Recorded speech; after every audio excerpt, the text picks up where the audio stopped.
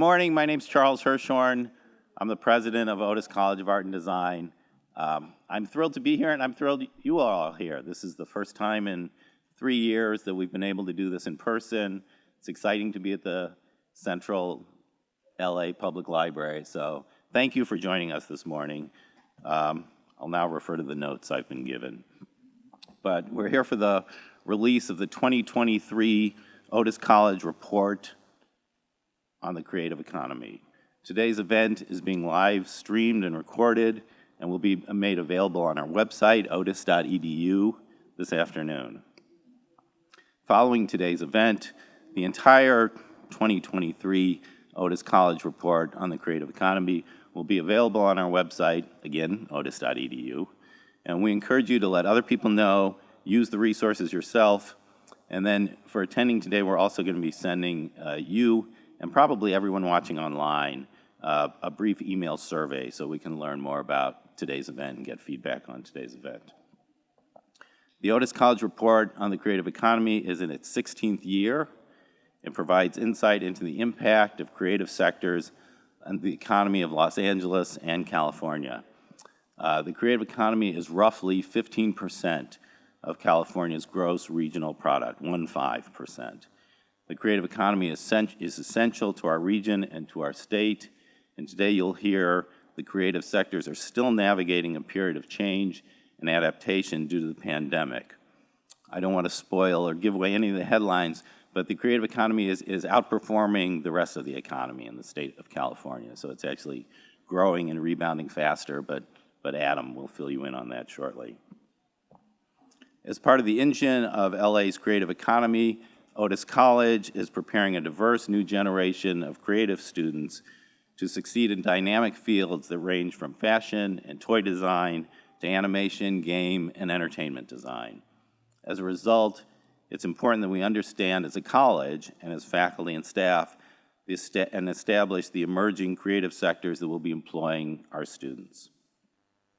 I'd like to share one specific way that Otis College is preparing and expanding representation in the creative industries. 2 weeks ago, we announced a new certificate program in partnership with Netflix that will recruit, educate, and provide underrepresented students with increased access to careers in entertainment. Netflix has partnered with Otis College to provide high school graduates with a 14-month entertainment marketing certificate program, followed by a guarantee of 6 months employment. Applications are now available for this tuition-free program, which will launch in the fall. So, very specifically, 18 students with high school graduation who have graduated from high school will start at Otis in the fall. They'll be full-time students for 14 months. It'll all be tuition-free. At the end of the 14 months, they'll be employed in entertainment marketing firms doing work for Netflix as a client, and this will launch them into a career without 4 years of college, without any debt. It hopefully will address inclusivity, affordability, accessibility, diversity. So it's really an amazing program that Netflix is partnering with us. So just personally, if you know anyone out there from an underserved community, especially Black and brown students who are high school graduates who are interested in entertainment marketing, they should apply to this program. And this is a unique opportunity for 18 students, and if it succeeds, then we'll be able to scale it up and make it available to many more students in many more creative fields. And it was otis.edu/Netflix. So that's the site or the link you should send people to. I want to thank CVL Economics for their authorship of today's report that we're releasing, and Adam, our moderator, and the panelists for today's discussion. The panel is going to talk about gaming and the digital shift in art and design. So I'm looking forward to the panel, and you'll get to meet all the panelists then. I also want to give a very special thanks to our sponsors who've made all this possible, including City National Bank, the Los Angeles Department of Cultural Affairs, Gallagher, the Getty Foundation, Marsh, Moss Adams, the Ralph M. Parsons Foundation, and Sony Pictures Entertainment. That's the high sign from the Chief of Staff. and countless people at the college and at the library who've worked really hard to return this event in person. So how about applause for all those people's effort?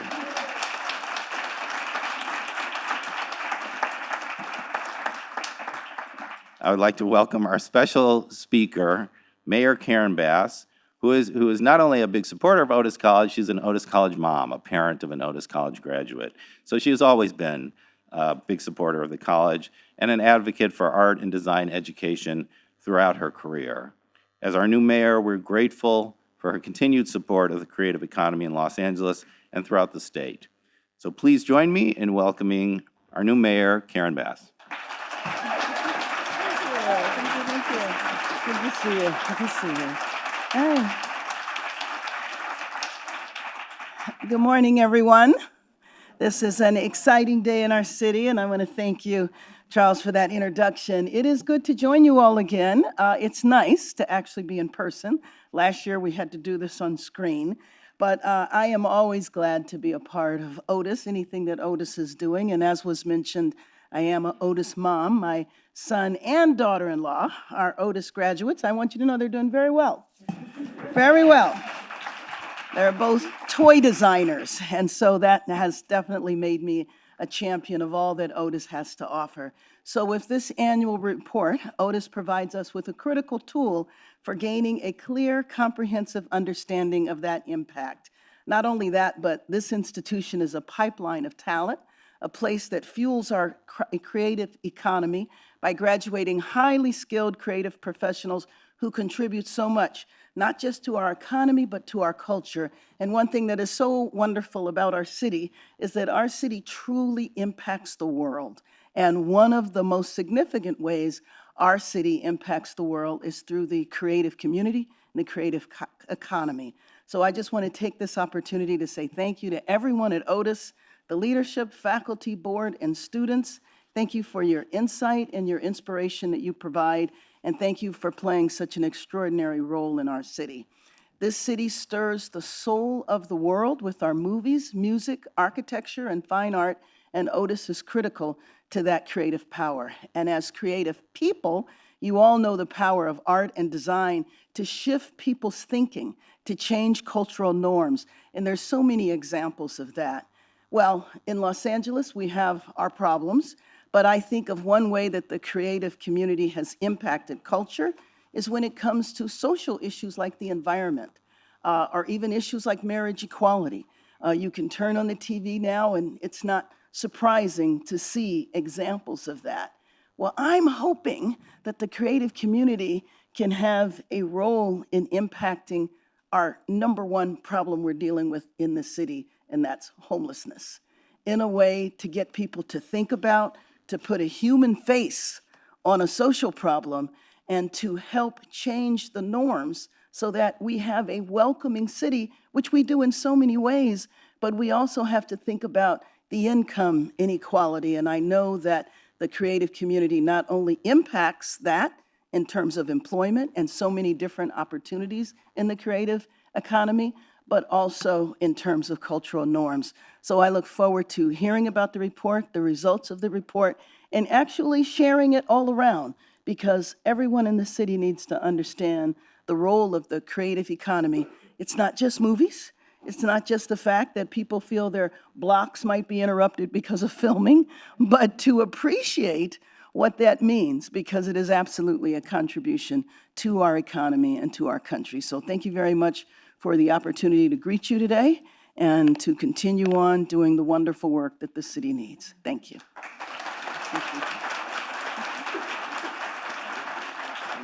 Thank you, Mayor Bass, for joining us this morning. I'd now like to welcome Adam Fowler, partner at CVL Economics, to share key findings of the 2023 Otis College Report on the Creative Economy. Adam's a recognized thought leader in economic analysis, workforce development, and public policy. He's provided expert commentary on a range of media outlets, including the New York Times, the LA Times, and Bloomberg, among others. He previously served as the Director of Research at Beacon Economics, and for Gavin Newsom, the governor, on his Economic Development, Housing, Agricultural Policy Committee. He has presented on workforce development policy to the California Assembly of the Arts, Entertainment, Sports, Tourism, and Internet Media. Most recently, he's presented research at LA 2021, the Future of Creative Talent Summit, Amplify Music, and the Sociable City Summit. So it's my pleasure to introduce and present Adam Fowler. Thank you.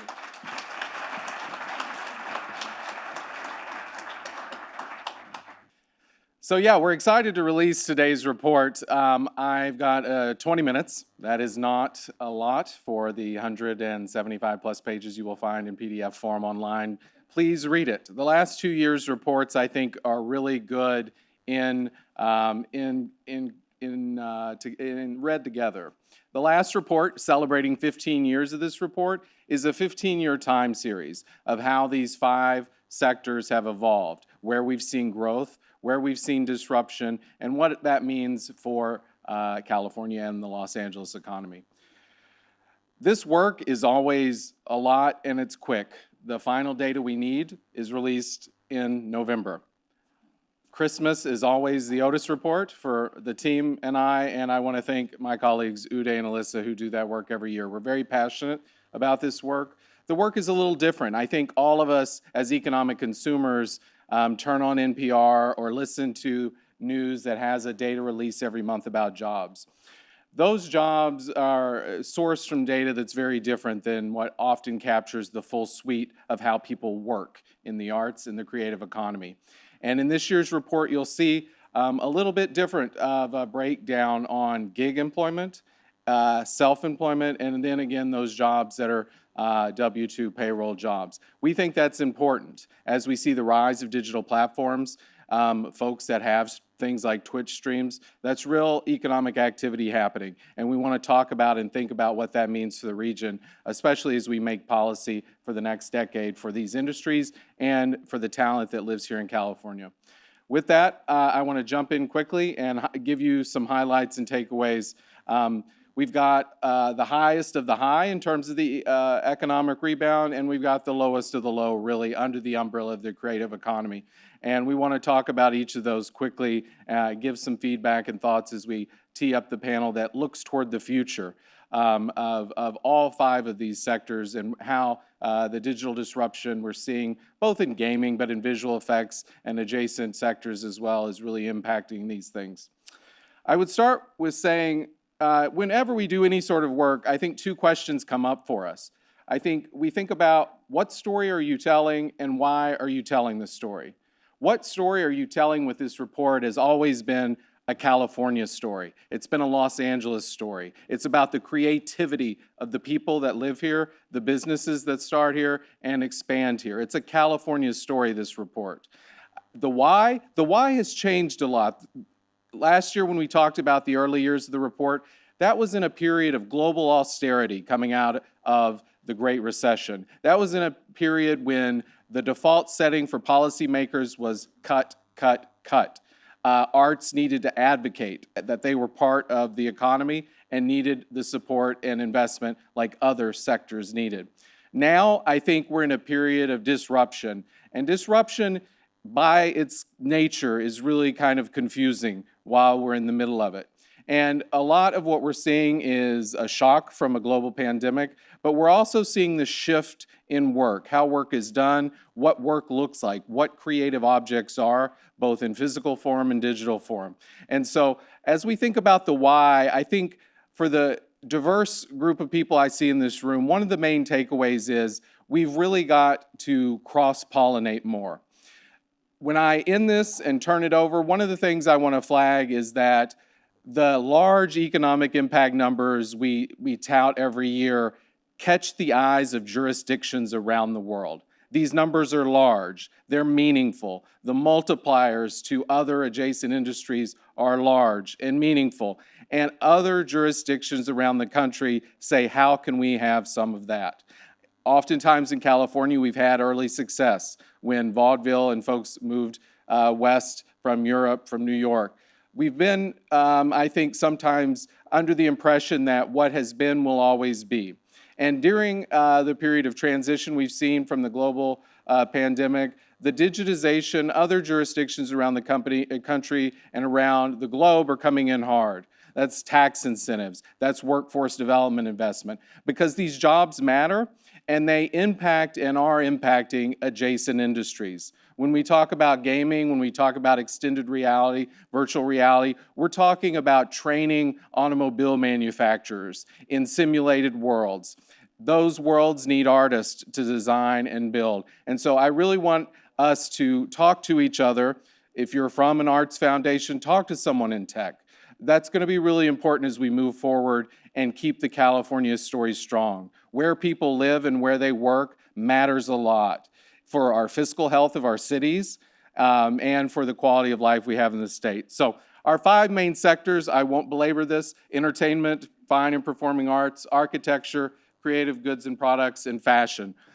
All 5 cross-pollinate in Los Angeles in very unique and interesting ways. Entertainment, by far the largest. Fine and performing arts hit hardest during the COVID pandemic, and we're going to talk a little bit about that. Architecture seeing a real rebound as we begin to build again in Los Angeles and in California. Infrastructure projects, beginning to see investments around the Olympics. Architecture really coming back strong in Los Angeles. Goods and products is, along with fashion, has been a story of global trade, of manufacturing work going to different jurisdictions over the past 20 years. But as we think about the digital shifts in gaming technology and where that activity is happening, fashion is one of the largest areas in which that early gaming ecosystem has been developing around. Last time I talked to you, I was sitting at my desk praying that my high-speed internet would not give out and I wouldn't be pixelated on you. That was we were looking at the data for 2020. In 2020, thanks to a lot of government intervention, we were able to keep the economy more stable, I think, than initially a lot of economists had thought. There on the left, you can see the California economy in 2020, about $3 trillion. The direct impact of these creative sectors coming in at about $359 billion, capturing a little over 7% of our total jobs with 1.4 million. $128 billion collected in tax revenue at the state, local, and federal level. I think that's important. Anybody that's advocating for the value of these things, this isn't just arts advocates with hands out. This is an economic sector that is paying in, and oftentimes paying in at rates that match or exceed other economic sectors. I think that's important. As we look to 2021, the California economy grew and came in at about $3.4 trillion. The opening up in 2021 expanded that direct impact to about $507 billion. Almost, as President mentioned, 15% of the total economy. That's just the direct impact. That's just the work on the ground. You'll see in this year's report, when we talk about the adjacent industry sectors supported by that activity, the number balloons statewide to about $980 billion of activity that is supported. When we estimate the upstream supply chains that support art, tech, entertainment, when we look at the household spending of those workers living in this state and spending and buying and being consumers here, that number gets very large and pushes upwards of 27% of that activity is touched by what we're talking about today. Again, I think sometimes when the pandemic started, there are a lot of graphs that have a downward trajectory. That is true, and we need to talk about that, and we need to approach what that means for all of us in this room. That being said, I do want to anchor this conversation. When we talk about that direct impact, what are we talking about? We're talking about, just from the creative sectors, an economic impact that surpasses the entire economy of Miami, the entire economy of Philadelphia, the entire economy of Seattle in 2021. That's just this activity in this state. That's enormous. And it's important to remember that other jurisdictions are interested in that, especially as digitization continues to grow the economic impact.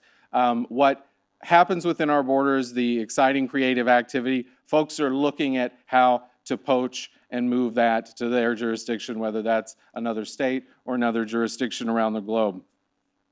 I want to talk briefly about this fan of figures you see here about employment trends. In 2021, the total economy, when that calendar year ended, total jobs were down at about 3% in the state. A little higher in Los Angeles County, given the mix of industries we have here, things like tourism, hospitality. That mix of specific industries had us really recover a lot slower than other jurisdictions who had a different balance in their portfolio of industries. In terms of where we ended up in the 5 sectors we focus on, entertainment coming in at a 4.2% growth in those jobs, that capturing things like motion picture, video gaming, gaming activities, sound recording, things we associate with entertainment. Also breaking even, but again, when compared to the total economy at about 2% above the total economy, architecture and related services around the state. The 3 you'll see below those dotted lines, fashion, still down about 13%, creative goods and products down similarly at 13%, fine and performing arts statewide down about 19% in terms of employment. You'll remember if you read last year's report when we looked at the 15-year history, both entertainment and performing arts were 2 that had rapid growth throughout the past 15 years. Entertainment has bounced back. It is recovered. It is back on a trajectory. Fine and performing arts, live theater is still really deep in a hole, and we need to account for that. The overall creative economy often, washes that out in terms of how we report on it. I want to talk quickly, architectural and related services here in California versus in Los Angeles.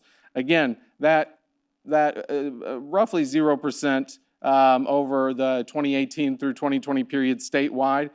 That was good. That was a win under the circumstances. In Los Angeles, we've seen an 8% increase over that period of time. That's really new.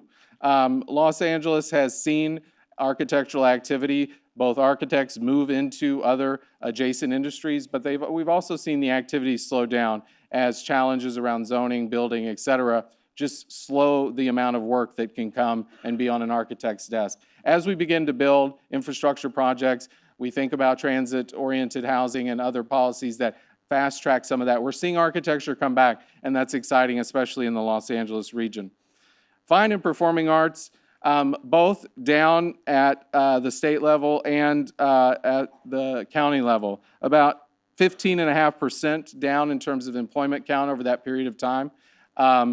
You can see there in that space between 2019 and 2020, that's the aggressive drop right from the early closing of the sector. That second chunk, I think, is important. That second chunk of the chart from 2020 to 2021.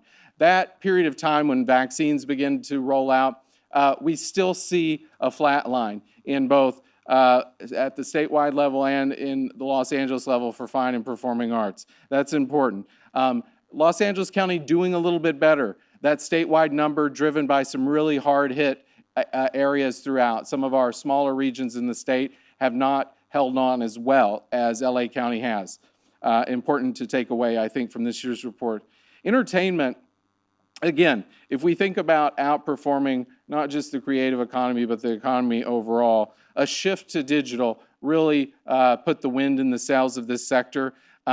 In Los Angeles County, we saw an aggressive drop in motion picture and sound during that period of time when labor unions and folks were coming together to figure out how production would work in a world of health restrictions. That had an aggressive bounce back. We've also seen a lot of other activity in the digital media space really outperform and is on a growth trajectory for the state as well. That in video games, that in all sorts of digital media. And in Los Angeles County, those two, both digital media and motion picture, are of equal weight.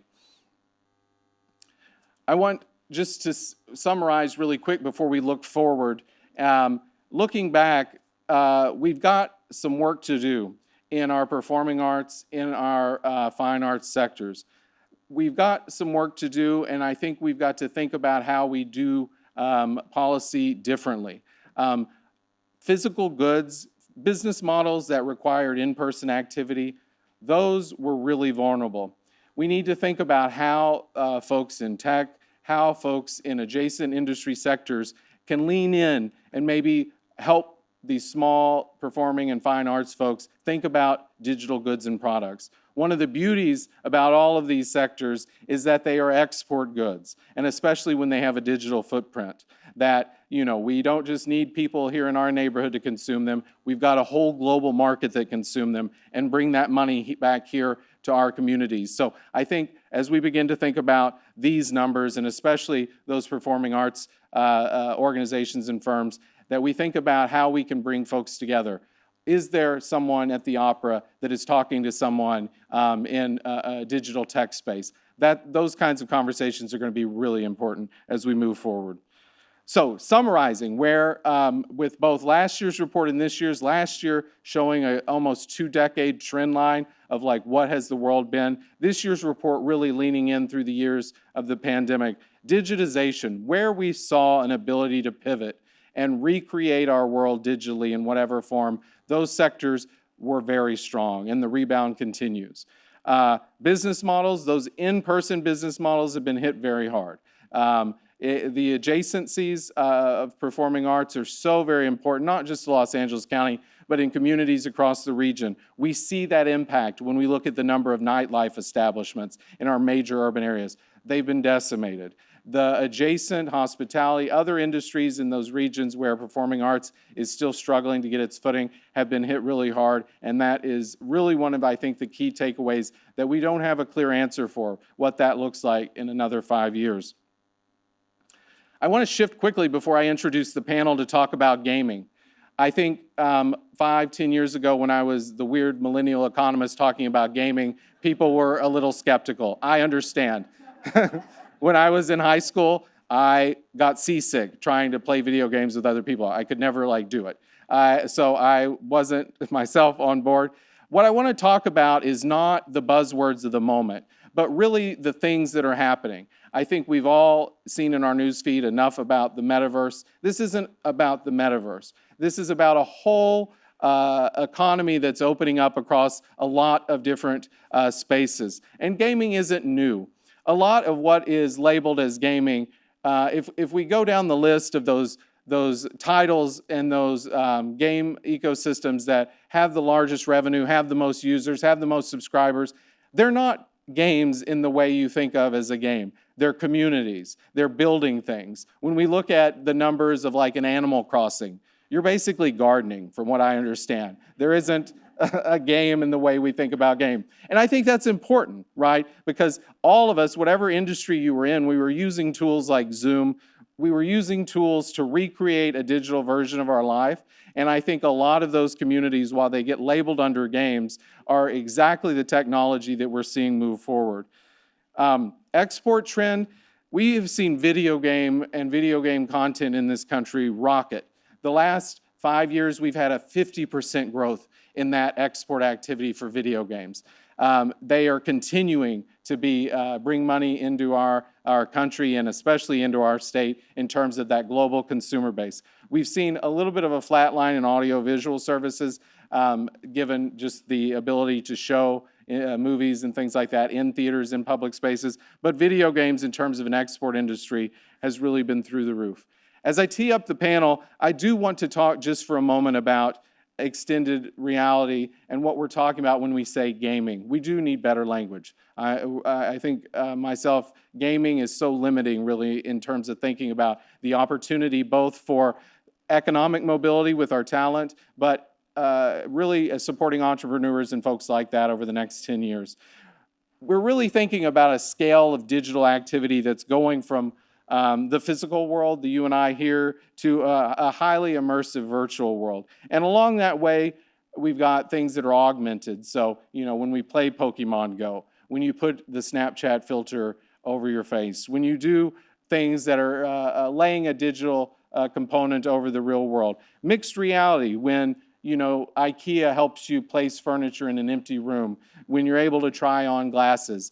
In motion picture and sound, when virtual production allows for robust LED volumes to simulate an environment while real actors act in front of it. That's mixed reality. Virtual reality we're seeing in spaces like hospitality, where Marriott allows you to be immersed in their spaces when you're booking events, things like that. When Volkswagen trains some of their new manufacturers in a virtual environment, that's a self-contained environment. All of this are going to open up opportunities not just for the traditional arts and creative sectors, but for sectors all throughout the economy. Folks are looking for a whole set of creative occupations to help support, digitize their business model. And I want to end with, as we shift and I introduce the panel, to global competition. For a long time, California, we've looked inward. For a lot of reasons. Economic data doesn't talk well with other economic data globally. There's a whole host of things that make us talk to ourselves. I think in the sectors we're talking about today, gaming, motion picture, visual effects in terms of where we're seeing growth, what we need to understand is the competition has become fierce and continues to become more fierce. And we see a lot of activity. In the early 1990s, Canada rolled out a series of tax credits that really hollowed out a lot of our visual effects ecosystem. That includes things like animation, things that now are popping up in a gaming ecosystem. The same set of skills, the same set of ecosystem of people and firms, we're now seeing expanded out and have broader opportunities than that post-production silo we had them in or thought about them in the 1990s. We lost 50% in the report you'll see going back to 1990, down about 50% of that post-production activity compared to the 90s. And that was just Canada. Now we see regions rolling out digital media, gaming, other sets of policy incentives, both on the tax side to support business and on the talent development side, investment in the next generation of talent. All of this matters, and we've seen the impact it has had. It is not anymore just about the California Film Tax Credit. There was a lot, we wrote till our hearts, content in the 90s when we saw and talked about the export, the runaway production. We managed to put a tourniquet on that with the existing form. But again, that doesn't include activity like animation. That doesn't include forms that aren't about days of principal photography. It's an old model, it's an old policy model, and lots of places, both domestically and across the globe, are really leaning in to poach that activity from us. So as we look to the future, the talent opportunities are strong. We just have a vested interest as Californians to make sure that activity stays here and offers middle-class wage opportunities. So with that, I will introduce the moderator, Stan Sheminsky, who's going to lead today's panel on a lot of these questions, gaming and the digital shift in art and design. Stan is a lecturer at Otis College and the founder of Stanley Vision, a consulting, recruiting, and resource management firm for VFX, gaming, AR, VR, and digital media production. Over the course of his 30-plus years, Stan has had a major impact across the creative sector. So we're grateful for his experience and insight in moderating today's panel. And with that, Stan, I invite you in the panel to take the stage. Thank you very much. Thanks for joining us. I'll be the moderator, which means I'm not going to talk, which is a difficult thing for me to do, but I think I'll be able to manage it. Okay, let's start with introductions. I'll start with Audria, to my left here. Hi, my name is Audria Tops-Harjo, and I am the founder of Inclusion FX. I've been in the industry for about 30-odd years. Same as Stan. I used to work for Stan, actually, Sony Pictures. I worked at Sony Pictures, Cinesite, Rhythm and Hughes, Weta Digital at the time, so now Weta FX. I worked for Lightstorm Entertainment.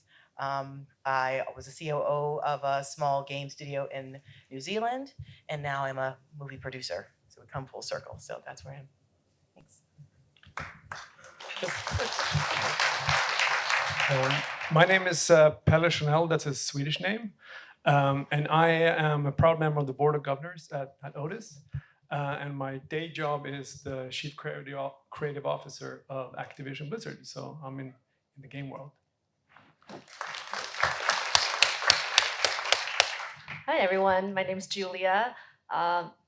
Really pleasure to be here, meeting everyone here. Currently, I'm leading growth at TikTok. I've been in the company since 2018. Really excited to see the growth, and thank you everyone. If any users are here using the platform, prior to TikTok, I was in Seattle leading product marketing for Echo Alexa and some of the e-commerce business. Really pleasure to be here. Excited for the conversation today. Hey, everybody. My name is Rochelle Lewis. I am the president and founder of RLT. We are a very highly specialized talent acquisition company. We work in animation, visual effects, and virtual production, as well as tech, mostly for motion picture, streaming TV, and we also do a lot of experiential and immersive work with clients as well. I'm really looking forward to this very cool panel discussion. Hello. Hi, my name is Ron Bernard. I'm the chair of animation at Otis College. Previous to that, I worked at Lightstorm, Avatar. Previous to that, I worked in China for 13 years, base effects. Previous to that, I worked in Singapore. I also was a professor at SCAD. I had a long career, so I'm happy to be here. Okay, panel, thanks for the introductions. Let me just read a little context and then we'll jump into the questions. So as the year's report shows, technology and gaming drive change and innovation not only across creative industries, but throughout the entire economy. The economic value of the creative sectors extends far beyond artistic and cultural goods or the employment of creative people. Change in the creative sectors often introduces both structural and operational shifts throughout the economy. In this sense, gaming technology, in quotes, is foundational to the development of nearly all sectors, not just the creative ones. So again, today's topic is gaming and the digital shift in art and design. And we'll kick off with this first question. As the Otis report illustrates, gaming and XR technology are intersecting with many sectors, from architecture and urban design to fashion and creative goods. Are there examples or possibilities that are particularly exciting to you? And we'll start off with Pella. Do you want to take this question? Yeah, great. One thing we did at Otis this year, which I'm very proud of, was that we got the Otis fashion students to work with a game, our game Call of Duty, and to interpret that as for a virtual runway. And thinking about, I mean, obviously there's a juxtaposition between that game and fashion and a lot of things that makes it even more interesting creatively. But the reason why was to make sure that our students are exposed to what could be the growing fashion world of skins and these types of things where like we heard from the report, that there is a, traditionally you would think of going to a fashion house and make physical goods, but to think of it as virtual, which is really exploding, is something that, so to see the crossover, the blurring of the lines as an opportunity to expose young, diverse talent to new opportunity. Very cool. Thank you. Julia, how about you? Would you like to jump in? Yeah, happy to join me more. So we have not had a chance to work with students here yet, but certainly we're excited for any future opportunities. I think with companies like TikTok and other social platforms, we are certainly seeing more and more young professionals want to get into the space, get into tech, come from a more traditional creative background, and work on things like AR effects that I know we talked a little bit about in the presentation earlier, how that's impacting content consumption and content creation as well. So I would say for creative talents, we're certainly very excited for what that will bring to technology and the new media space, and really allowing more and more people to become the content creators. And then for us, we're enabling tools, technologies to help them to build a platform like that. And certainly really excited to see more and more students want to get into this profession. Excellent. Thanks, Julia. Is there anybody else who wants to jump in on this question? Going once, going twice? I'll just say something. Okay, go ahead. Pele mentioned the collaboration we have with Blizzard Activision King. It's a really good opportunity. We're pairing up our students, our fashion students with our digital media students, are working together and bringing virtual reality, using Unreal, using Marvelous is a great thing. And I think more of that is needed to kind of blend two different disciplines together. Cool. Thanks for sharing that, Ron. Number two, There seem to be comparable and transferable skill sets between gaming, virtual world building, content-driven social media, and other sectors, including TV, film, and animation. Are you seeing people move fluidly between those worlds? Why or why not? And Audrey, why don't you start with that one? Yeah, that's a great question. So both of those disciplines need use of your left and right brain, right? Really highly technical and highly creative, which also has a really unique perspective when you're dealing with people. And all of those jobs need those type skills. It's basically for artists, it's really how you want to be exposed and where you want to work. So for film, it's very lineal driven. It's you have the script, you have the movie, you have the editorial, and it's very very linear. And even though they're making movie magic, it's still very calming because you have Act One, Act Two, Act Three. When you have a game, you're making games. You have a sandbox. You can do anything. And some people don't necessarily love the chaos, and so it takes a little bit of a leap. I've seen senior people really struggle with that shift over between, high-end visual effects and working in games, but also see the young kids coming in working in games really excel. And so it's possible. Most of the people who I worked with in visual effects are now working in games. Most of them are Activision right now. So it's definitely possible. For me, I bounced back on the production side on all of the genres. So it's all about managing and herding cats for me. So I could do that across any platform. Yeah. Very, very good. Yes, cat herding is definitely a way to describe it.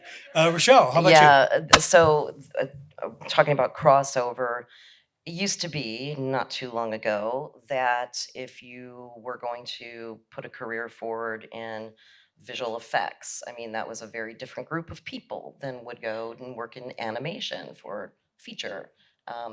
And completely different from people in gaming. And now we're seeing a complete cross-pollination of all of these types of creatives coming together, very much driven, of course, from the platform Unreal, which we now see used in feature animation, completely unheard of, not too long ago. Nobody would have ever even considered that. I think that's one of the main reasons that people are able now to maybe work at a game company and then say, this has been really great and fun. I would love to do a motion picture. I'd love to do something in live action. How do my skills move into that arena? And now they do. It is kind of a struggle. Audria, of what I speak, for some people to make that leap. But many, many are now. And I think that if we start training people earlier and showing them, you're not making this decision for the rest of your life. This isn't chiseled in stone that you're going to be working in games or in TV production or in feature film. You can move between different sectors now. You couldn't do that. Yeah, that's true. Okay. Ron, do you have anything to add? She said it beautifully. I don't have anything to add. Okay. Thanks, Ron. Okay. Well done, Michelle. Yeah. The Otis College Report recommends an expanded focus on apprenticeship opportunities that foster a more thoughtful approach to nurturing talent while easing the burden on participating firms. How do you see apprenticeships being embraced as a talent pipeline for industry seeking similar skills, including gaming, VFX, social media? Pelle? I think apprenticeships are wonderful. I don't think it should be an excuse to not hire, but I think it's a great way to hire. And I think that for students, it's kind of similar to if you read a book about riding a bike or you're riding a bike. That to get to someone's to the workplace and understand the dynamics and build relationships is you can possibly change the trajectory of that student's career. But I think also we could maybe scale it as an idea to have teachers also do apprenticeships to know. So that way you could get even more students impacted by understanding the different workplaces, how they're different, what they're looking for, and what it's like to work there. Okay, yeah, that's very true. We did something similar at ImageWorks. But Audria, why Yeah, don't you pop in? For me, my work with inclusion effects is definitely bringing on historically underrepresented people into the market. And if we're going to grow, we need to expand that demographic. And so apprentice programs, I think the Brick Foundation just started something in December with DreamWorks, and GRX Immersive, and building a pipeline with the U.S. With the California public school system.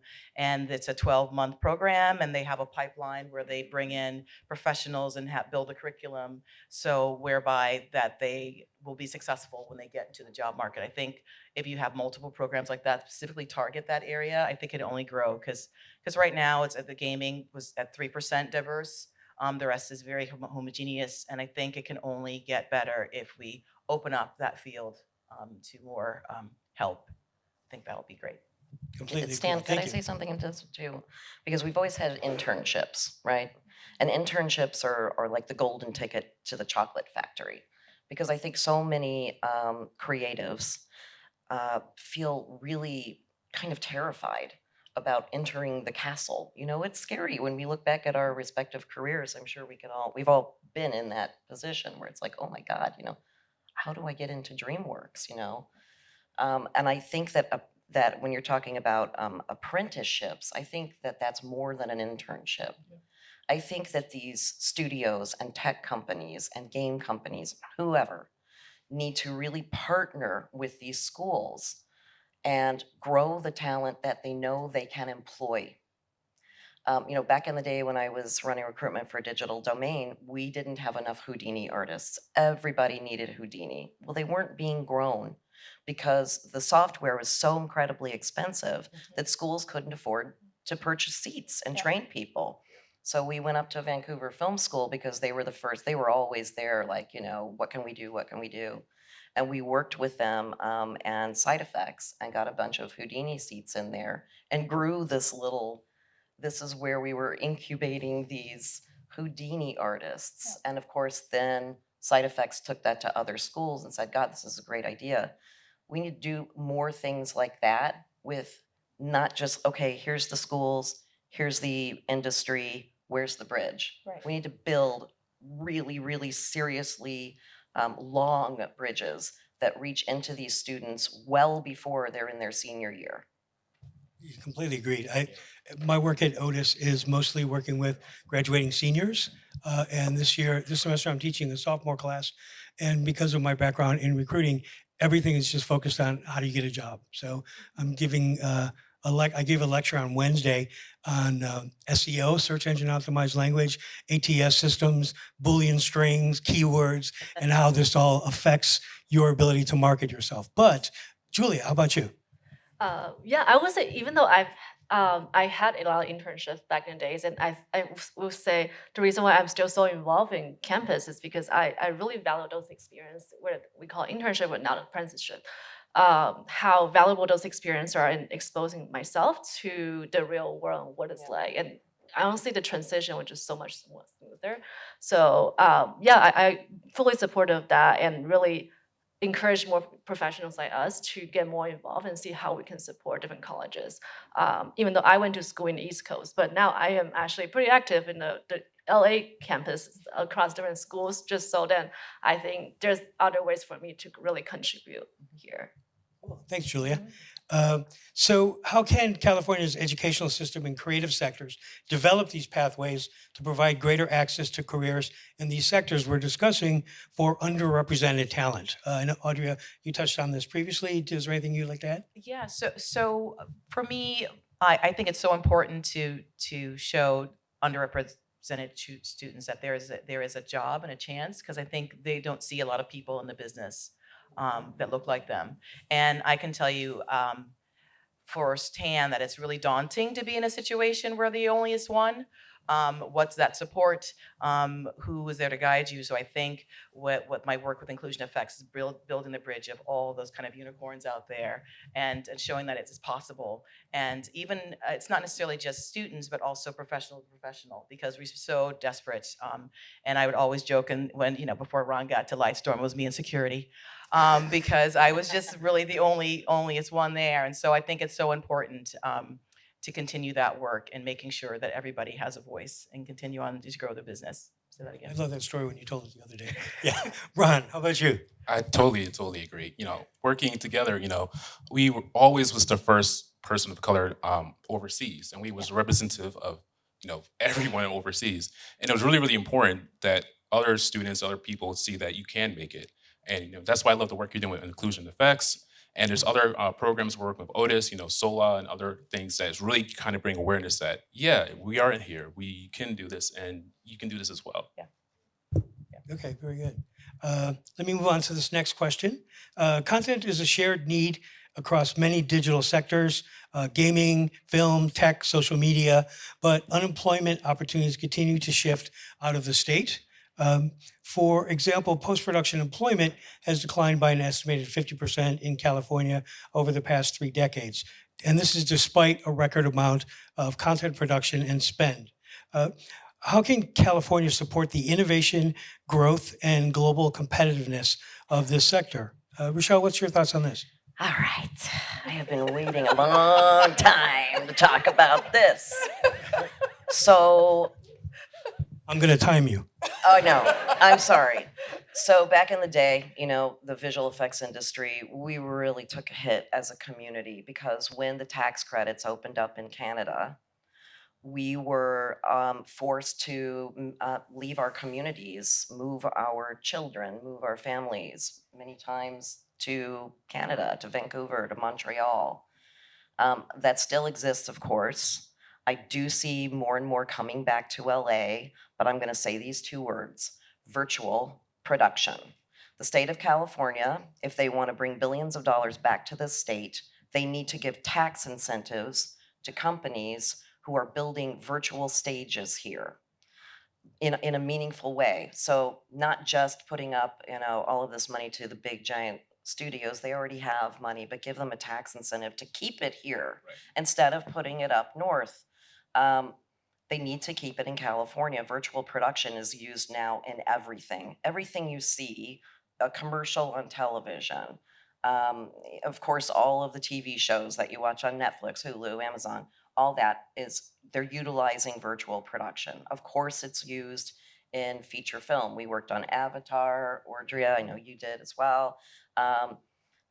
That to me is because to try to bring those facilities back in visual effects to California, that's a big move for these companies. They've invested a lot in putting a house up there, if you will. Virtual production, that's what we need to focus on right now, because if we can keep that, it hasn't moved out of California yet. Can we keep it in California, please? But we have to give the companies tax incentives that are meaningful so they will keep it here in California and we don't all have to move to Montreal. Thank you very much. Yes, agreed. Let me go on to the next question. AR and AI and AR. I'm sorry? Oh, sorry. They told me how to do this morning too, and I'm forgetting it already. All right. So AI and AR are top of mind for many industries right now, including gaming and content-driven social media.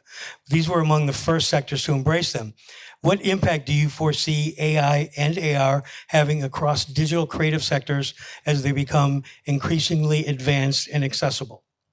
Good question. Who'd like to start this off? Go ahead. No, you go. Ron? It's funny because we were just talking about this before. AI is going to be a huge paradigm shift. We're seeing it here. Major companies are already hiring prompt artists, so to speak, and we have to be ahead of this. We have to incorporate that stuff into our curriculum and teach that, because I think this is going to drive forward the industry in terms of AI and content generation, iterations, and things like that. Well, I think it's a great. I don't think AI will replace the artist, but it adds another color to the palette. It's a tool that should be used, and I used it this morning on this question. So, do you want to hear it? Do you want to hear what? Yeah. So this Go exact for it. question is Yeah. what Chat GPT answer is. As AI and AR technology become more advanced and accessible, they're likely to have a significant impact on the digital creative sectors. In terms of AI, it has the potential to automate many creative tasks, but also potentially change the nature of creative work and the skills required for creative jobs. We knew all this in a way, but and then I think that overall, the increasing accessibility and advancement of AI and AR technology is likely to bring both opportunities and challenges to the digital creative sectors. And I think it's what's important here is that we have emerging talent and emerging technology. And it's about connecting the two, because that will be an advantage for them. For others who've been in the industry for a long time, they have to relearn in a way these new tools. And for the young talent, it's native, or it's right there, it's right here now. So I think and institutions and companies need to not be the silos or try to open up for these crossovers and these kind of learnings. I think is the opportunity. It seems very clear. Very cool. And AI is very verbose.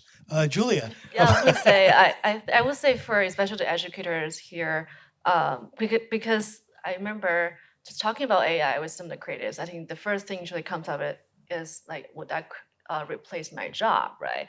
Which I think this will not only make their job more powerful, more scalable, but made them become, I would say, some of the driving force for many companies in a way, right? Creative team departments, sometimes people see it as more like a supporting department, but now I'm seeing that as more and more the driving force for a company. So that's actually more encouraging to encourage more folks to study creatives and study technology, how to use tech to build your creatives. And also in a way that AI also gives you more creativity, because sometimes if you have the set of same style over time, you end up making the same type of content or arts over years and years. But with AI, it probably can spark you something new. And with that, I would say you can become more creative, right, and more valuable asset for the company. So I think those are some of the things that we can use to, educate and tell more young people that, hey, this is not something that will create your job. You should continue to study this profession, and this is something that will make yourself a lot more valuable in the long term. This is actually kind of related to the next question, which is, do you see developing in other, in technology or skills, what do you see developing in other industries that are impacting growth strategies at TikTok? Great question. I would say not just for TikTok, right? Just for this social platform or media companies in general. As I'm hiring young talents, I see beyond their professional skill, looking at their portfolios. I look at also their business acumen. Like, for example, communication skills, being able to, organize things, project management, know how to prioritize projects. I think those are the things that increasingly important will actually help you stand out amongst all the creatives. That's one. And I'm also coming from a consulting background. That's why I feel this business acumen is so important for any industry. Second, I would say more the analytical skills. A lot of creatives that I hire, at the end of the project, I would ask them, comparing different creatives through experiments, which one performed better. How do you know it's performing better? Oh, you have to look at the data. It's not just about, oh, I feel this looks better than the other. But sometimes if you build a marketing campaign, you probably won't know until the actual performance result, one converts better than the other. So I think learning more about some of the data analytical tools and skills will actually help you get a long way as creatives. Okay, thank you for sharing that. So the Otis College recommends the creation of a digital R&D fund for the arts to support collaborative projects that employ emerging digital technologies. What impact do you think that kind of infrastructure would have on creative industries as a whole? Audrey, do you want to start there? That's a good question. I think, I remember when Unreal was started. I was in Medal of Honor instead of Call of Duty. You guys won, but back in the day, So it made everyone's life so much easier when it was all kind of converged onto that one engine, and seeing it over the next 20 odd years turn into this really a standardized way of working where everybody's kind of building on it, which is artists, filmmakers, and so I think it can only improve the industry if we're able to kind of master it, starting from a very young age and having them, the sky's the limit to that. And it's all accessible, right? Unreal is free. You can kind of dig through all the madness that's in there. Yes. But no, I have really high hopes for the industry if we all kind of standardize on those things. Like, remember, it was like they had compositing systems and Nuke, Right. and they were Stan, we started when there was no standardized of anything. We were just making it up on the Yeah, fly. pretty much, yeah. Yeah.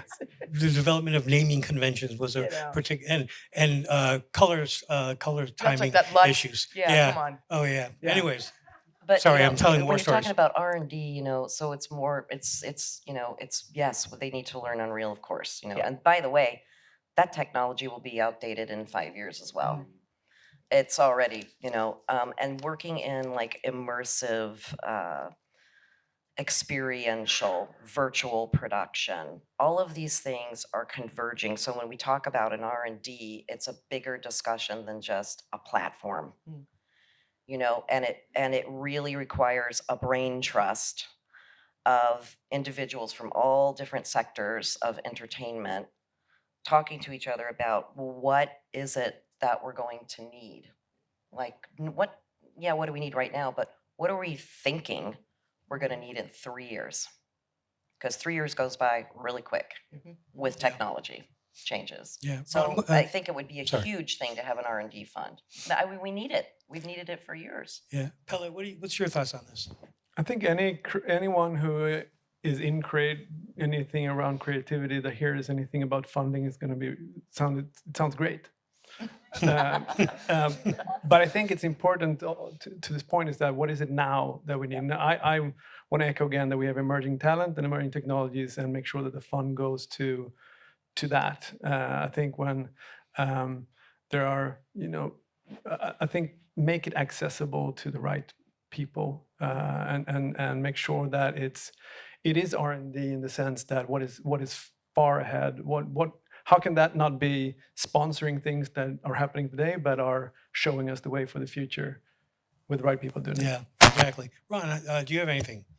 I just agree. You know, as an educator, we always think about how we're training kids for 4 years, 5 years out, because technology is always changing. And I think the R&D fund is something we really need to kind of integrate all these things together, because that's where the industry is leading to. We're talking about virtual production, we're talking about AI, we're talking about AR. All that stuff is converging, and we need to be prepared for that. And so I think R&D fund will be really great because we can start to blend these things together and learn and how we can teach that to other students.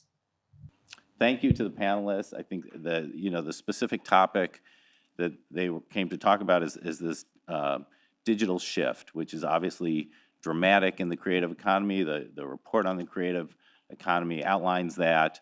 At Otis College, we're very focused on that. We teach I'll say traditional, hands-on, physical art and design curriculum, but we're expanding it in dramatic digital ways on a daily basis. I think Pella talked about our first digital fashion design class we did with Activision Blizzard, where the students didn't need to cut fabric and sew and do all the hands-on piece of assembling fabric. So, but that's going on in every subject we teach, and obviously in the report that Adam compiled, you'll see it's going on in all elements of the creative economy.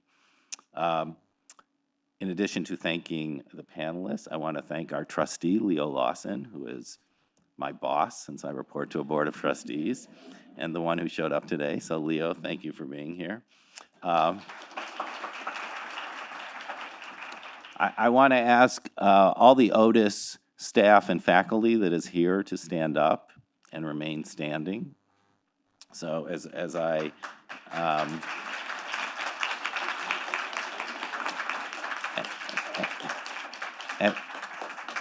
not only do I personally thank you for what you do for our students, but I just want to tell everyone, if you're intrigued by what you heard about the report, what you heard about Netflix, our partnership with Activision Blizzard, what we do with SNAP, Mattel, the Charles White Scholarship Program, lots of initiatives that are going on to engage our students to have successful careers in the creative economy, then these are the people you should talk to as you munch in the courtyard.